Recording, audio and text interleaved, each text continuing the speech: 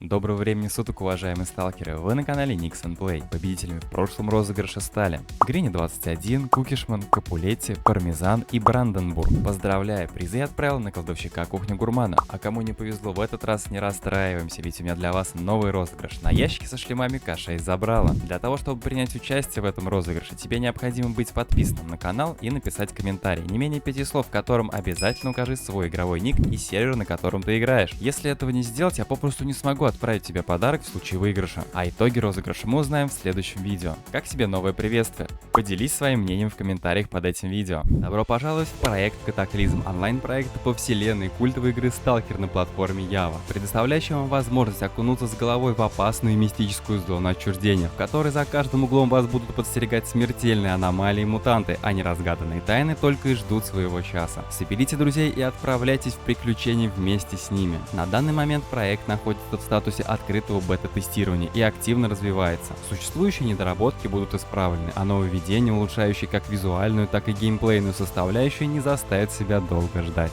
А при регистрации по ссылке из описания вас ждет внутриигровой бонус, доступный после прохождения обучения.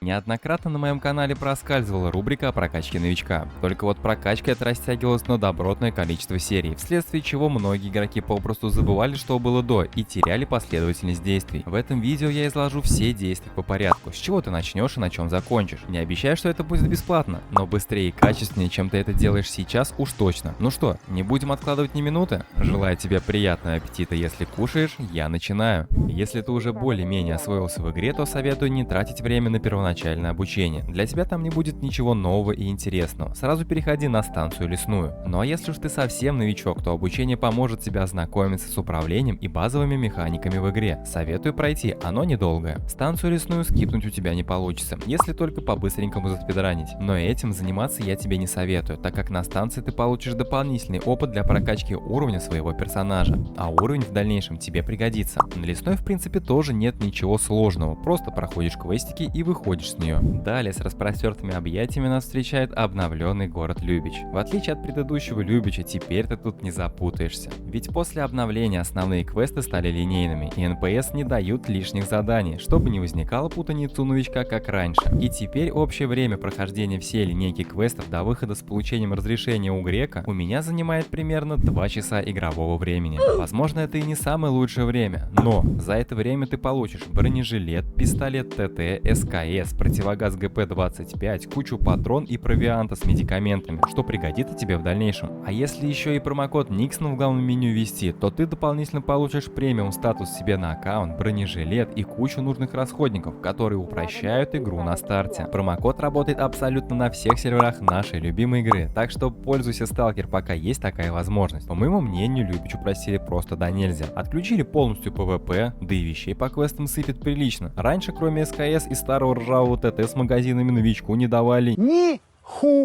Да даже во второй соло данж добавили огнемет, для того, чтобы новичок патроны лишний раз не тратил. Единственный момент в этом данже — это не забыть забрать артефакт из единственной аномалии, который требуется по квесту. Поэтому перед походом в данж обязательно возьми с собой магнитный захват артефактов, хотя бы прототип. А если ты забыл магнитный захват или же уже прошел этот данж, то не беда. Он ежедневный, и при следующем прохождении у тебя вновь появится возможность добыть этот артефакт. Также отмечу, что после прохождения главы «Битва за Любич» обязательно нужно поговорить с Валентином. Он посоветует выйти на связь с представителем Союза сержантом Горелым, что немаловажно. После города Любич нас ждет следующая локация — окрестности Любича. На ней я всегда прохожу линейку квестов в лагере Шлеймовича, который находится в квадрате I-2-4. В этой линейке квестов у тебя может вызвать сложность всего пару заданий. Это прохождение датчиков и охота на нулевой экземпляр. Если ты играешь на евросервере, то с датчиками проблем у тебя быть не должно, там постоянно бродят какие-то сталкеры. Также проблем не будет и с прохождением нулевого экземпляра. Заходишь в Discord Кубик Льда и ищешь себе пати, чтобы провели по нолику. Но сразу предупрежу, что это делается не бесплатно. Когда я проходил нулевой экземпляр, ребята, которые протаскивали по данжу, брали плату в размере 2 миллионов. Какая плата установлена сейчас, я не знаю, ребят, разговаривайте сами. Что касается других серверов RU1, RU2, RU3 и US, из-за того, что народа на них играет меньше, чем на евро, могут возникнуть небольшие трудности. Но все это решается, благо в игре есть чат. Как делал я? Я просто писал в чат клановым ребятам, и спустя несколько попыток кто-то все же соглашался провести моего персонажа по нулевому экземпляру. Также параллельно линейке квестов от лагеря Шлеймовича я делаю квесты у сержанта Горелого. Делаю я это для того, чтобы бесплатно получить рацию от него, которая нам в будущем очень пригодится. Но прошу учесть, что сержант Горелый в одном из заданий требует, чтобы на твоем персонаже был одет бронежилет. После летнего обновления это не проблема, так как он дается в Любиче за квесты. Вдобавок ко всему, как скопится 1000 репутации Союза, а она должна скопиться уже при прохождении квеста в городе Любиче, открываются подработки у сержанта Горелого. Если надумаешь их делать, то получишь дополнительный опыт и репутацию у Союза, но нужно будет затариться медью, проводами, брезентом и другими расходниками, которые требуются для сдачи подработок. Для чего нужна репутация с Союзом? Репутация нужна для того, чтобы проходить через ворота Симашко. Находится этот переход в квадрате Е23, локация Аэропорт. Пропускает Симашко только при достижении 3000 репутации с Союзом. До этого придется ходить через аномальное ущелье, но и там в принципе ничего сложного нету, поэтому не обязательно упарываться в прокачку репутации через Горелого. Ее будет проще и дешевле прокачать через Мирного, но об этом чуть позже. Также я всегда беру задание у Сизифа. Сидит он в квадрате Г4-3, локация окрестности Любича. Первое задание — это принести артефакт антиграф Альфа. С ним сложностей вообще никаких нет.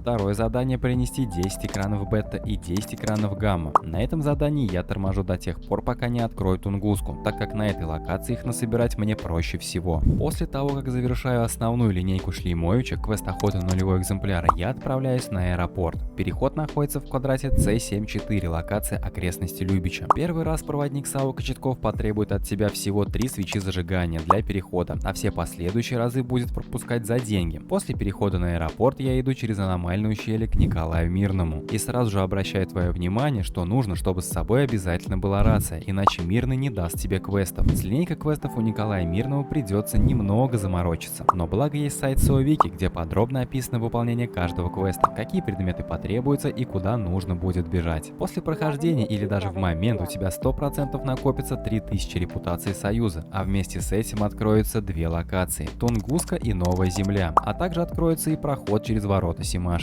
Nice. Переход на открывшейся локации находится в квадрате D23, локация Аэропорт, но не спеши туда рваться. Прежде чем уходить с аэропорта, я обязательно беру квест у Федора Сальникова, секретная база сбор информации. Стоит Федор Сальников в квадрате C22 в ангаре. Отмечу, что для того, чтобы взять этот квест, тебе обязательно потребуется 1000 репутаций ОАП Кануква. Набить ее можно с легкостью квестами на этом же самом аэропорту. По этому квесту как раз нужно будет отправиться на Тунгуску, а так как у меня уже есть 3000 репутаций у Союза, проблем с переходом нет. Полностью выполняю линейку квестов от Сальникова, и в конце, кстати, непробиваемого убивать не обязательно. Достаточно зайти в его логово и забрать там записку в куче мусора. Вернувшись и поговорив с Федором, я получаю задание «Следы в черном лесу». Разговариваю с Мирным на дамбе и открываю локацию «Черный лес». Она нам в будущем пригодится. Следующая локация обитания — это Вездувий. После прохождения всех квестов от Мирного тебе будет доступен переход от Паныча сразу к лагерю Эгида. В лагере я выполняю все основные ежедневные задания до тех пор, пока не прокачаю репутацию с лагерем Эгида до 3000. Это нужно для открытия удобного перехода с Золотого до Паныча, то есть с Эгида обратно на аэропорт. Так же, как наберется 3000 репутаций, мне откроется квест «Спуск в сердце Улья». Суть все так же, как и с пауканом. Нужно залутать образец тканей. Благо, по этому данжу ты пройдешь абсолютно бесплатно. Нужно только набрать команду и попросить членов отряда оставить залутать поверженного стража. После этого я отправляюсь обратно на Тунгуску, искать артефакты для Сизифа. Напомню, что по квесту нужно 10 бета и 10 гамма экранов. Найдя все экраны, я сдаю квест и беру 2 открывшихся квеста у Сизифа. Только для ваших глаз и чудовище для красавиц. Оба эти квеста затратны, но убивают сразу 2 зайцев. Бешено качает репутацию у черного рынка и сыпет достаточно много опыта для прокачки уровня твоего персонажа. Для тех, кто не в курсе, репутация черного рынка нужна для перехода с бара ЛВЗ на Новую Землю, на Баркас к Вострику. Через Вострикова осуществляется проход в данж Забытые Льды. Но этот переход можно открыть и по-другому, например, через тюрьму или же репутацию у бара ЛВЗ. Это будет намного дешевле, но затратнее по времени и силам. Я этими способами не пользуюсь, поэтому про них рассказывать не буду, дабы не ляпнуть чего-то лишнего. Если все сделано так, как я описал, то получается, что открываются все нужные переходы и локации в игре. Симашко, Паныч, Золотов, Тунгуска, Караван и Черный лес. Дальше, для того, чтобы фармить деньги и опыт, я хожу по данжам. Соло данж на аэропорту, аномальный Родео в квадрате D31 и 2 соло данжа в городе Любич. Ты с ними уже знаком. игроком. Также не стоит забывать и про групповые данжи. Логово Паукана,